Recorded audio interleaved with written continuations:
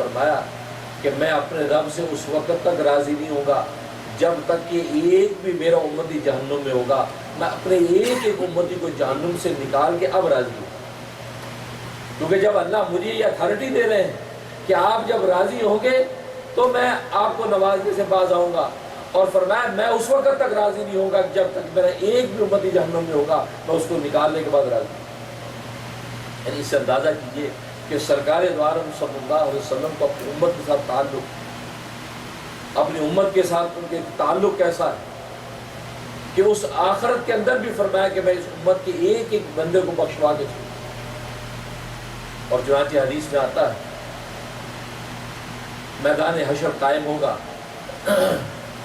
لوگوں کو ان کے پروانے جاری ہو رہے ہیں, کوئی اصحاب الیمین ہے, کوئی اصحاب الشمال ہے, کوئی جہنم کی طرف گھسیٹے جا رہے ہیں, کوئی جنت کے دروازوں میں داخل ہو رہے ہیں. تو ایک شخص جو سرکار دو عالم صلی اللہ علیہ وسلم کا امتی ہوگا, حساب کتاب کے بعد وہ فرشتوں کے حوالے کر دیا جائے گا کہ یا ملائکتی انطلقوا ابنی الی النار, میں اس بندے کو جہنم میں ڈال دو. اب وہ فرشتے گھسیٹ کے اس کو لے جا رہے ہیں. حدیث میں آتا ہے کہ آدم علیہ السلام میدان حشر میں اس طرح کھڑے ہوں گے جیسے کھجور کا ایک لمبا درخت, کیونکہ آپ لمبے قد والے, سب سے جو لمبا قد آدم علیہ السلام. تو وہ پورے میدان حشر میں اپنی اولاد کو دیکھ رہے ہوں گے کیا حساب کتاب ہو رہا ہے, کون سی امتوں کے ساتھ کیا ہو رہا ہے, سب کو دیکھ رہے ہوں گے, واچ کر رہے ہوں گے. اب جب اس امتی کو دیکھیں گے یہ تو محمد کو امتی ہے اور اس کو جہنم کی طرف لے جایا جا رہا ہے, تو فوراً سرکار دو عالم کو پکاریں گے اے اللہ کے حبیب دیکھ تیرا امتی جہنم میں لے جایا جا رہا ہے, جلدی سے معاملہ کر. تو حضور صلی اللہ علیہ وسلم فرماتے جب آدم مجھے یہ کہیں گے تو میں دوڑوں گا فرشتوں کی طرف, میں ان کو پکڑوں گا, کہہ رہے یہ میرا امتی ہے, کہاں لے کے جا رہے ہو؟ کہا کہ اس کا اعمال نامہ آپ کو خبر نہیں کتنا برا ہے, یہ جہنم کا مستحق ہے اور اللہ کے حکم اور اذن سے ہم اس کو جہنم میں لے جا رہے ہیں. کہا کہ نہیں ٹھہر جاؤ بات کرو بھی مجھ سے. کہا کہ نہیں ہم اللہ کے امر کے پابند ہیں, ہم اس کو جہنم میں لے کے جائیں گے. جب یہ کہہ کے فرشتے جانے لگیں گے تو سرکار دو عالم صلی اللہ علیہ وسلم فرماتے ہیں کہ میں اللہ کی طرف متوجہ ہوں گا اور میں کہوں گا اے رب ذوالجلال آپ نے تو مجھ سے وعدہ کیا تھا کہ آپ مجھے میدان حشر کے اندر رسوا نہیں کریں گے. آج میرا امتی میرے ہاتھوں میں سے فرشتے لے کر جہنم کی طرف جا رہے ہیں, آج اس سے بڑی رسوائی میرے لیے اور کیا ہے؟ آپ مجھے کچھ اختیار دیجئے کہ میں اس کو روکوں. تو اللہ تبارک و تعالیٰ ملائکہ سے کہیں ٹھہر جاؤ, میرے حبیب سے پہلے معاملہ کرو, اس کے بعد آگے لے کے جاؤ. اب فرشتے رک جائیں گے, سرکار دو عالم صلی اللہ علیہ وسلم پاس جائیں گے. کہا کہ کیا بات؟ کہا جی دیکھیے اس کا اعمال نامہ گناہ ہی گناہوں سے بھرا پڑا ہے اور نیکیاں نہ ہونے کے برابر. تو اللہ تبارک و تعالیٰ نے فیصلہ کر دیا جہنم جا رہا ہے. آپ نے اس شخص کو دیکھا اپنے جیب میں ہاتھ ڈالیں گے تو پرچیاں نکالیں گے. کہا کہ یہ پرچیاں جو ہے اس دوسرے پلڑے میں رکھو ترازو میں. تو ملائکہ کہیں گے میزان عدل تو قائم ہو چکا ہے, وزن اعمال تو ہو چکا ہے, اب یہ ہم کیوں رکھیں؟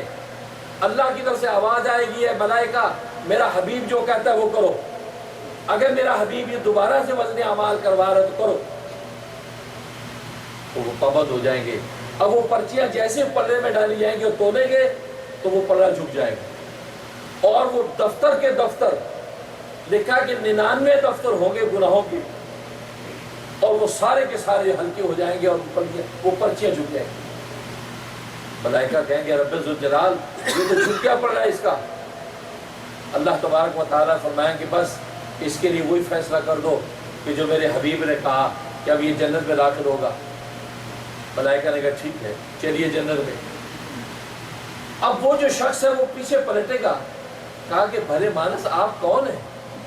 آپ نے اس میدان حشر میں میری مدد کی, یہاں تو باپ بیٹے سے بھاگ گیا, ماں بیٹیوں کو چھوڑ کے چلی گئی, بیوی شوہر کو, شوہر بیوی بچوں کو چھوڑ کے چلے گئے, یہاں کوئی کسی کی نہیں سنتا. آپ کون ہے؟ کتنا پاکیزہ چہرہ آپ کا, کتنی نورانی شخصیت ہے آپ کی, آپ ہیں کون؟ تو رسول اللہ مسکرائیں گے. کہا کہ تم مجھے پہچانتا نہیں ہے, میں تجھے پہچانتا ہوں, میں تیرا نبی ہوں محمد مصطفیٰ صلی اللہ. کہا کہ اچھا اللہ اکبر, یہ آپ نے یہ پرچیاں کیا رکھی تھی کہ جس کی وجہ سے میرا پڑا جھک گیا؟ اللہ اکبر, یہ سننے والی بات ہے میرے بزرگوں. سرکار دو عالم صلی اللہ علیہ وسلم فرمایا دنیا کے اندر جو مجھ پر تو درود و سلام بھیجتا تھا وہ درود و سلام ملائکہ میرے پاس پہنچا دیتے تھے، وہ تیرے درود و سلام میں نے سنبھال کے رکھے ہوئے تھے۔ میں نے جب دیکھا کہ یہی تو وہ شخص ہے کہ جس کے درود و سلام کی پرچیاں ملائکہ لاتے تھے، لہذا آج میں نے تیری وہ محبتیں جو اللہم صلی علی محمد اللہم صلی علی محمد تو کہتا تھا وہ میں نے تو لوائی اور وہ بھاری ہو گئی اور تیرے لیے جنت کا فیصلہ ہو گیا۔ اللہ اکبر۔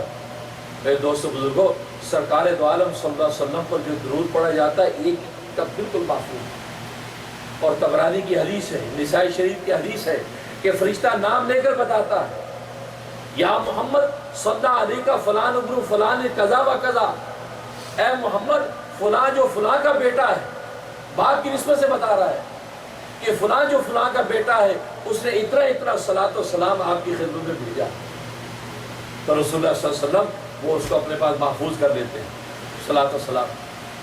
یہ وہ صلاۃ و سلام جب ہم پڑھتے ہیں تو رسول اللہ کے پاس جمع ہو جاتا ہے، یہ وہ چند پرچیاں اس نے کبھی اللہم صلی علی محمد کہہ دیا ہوگا، بس اس کا بیڑا پار ہو گیا۔ تو فرمایا وَلَا سَوْفَ يُعْطِيكَ رَبُّكَ فَتَرْضَىٰ، تیرا رب اس وقت تک تجھے عطا کرتا رہے گا، نوازتا رہے گا جب تک کہ تو راضی نہیں ہو جائے گا۔ اور رسول اللہ فرمایا میں اس وقت تک راضی نہیں ہوگا جب تک کہ ایک بھی ادنا امتی کو جنت میں نہ دیکھ لوں۔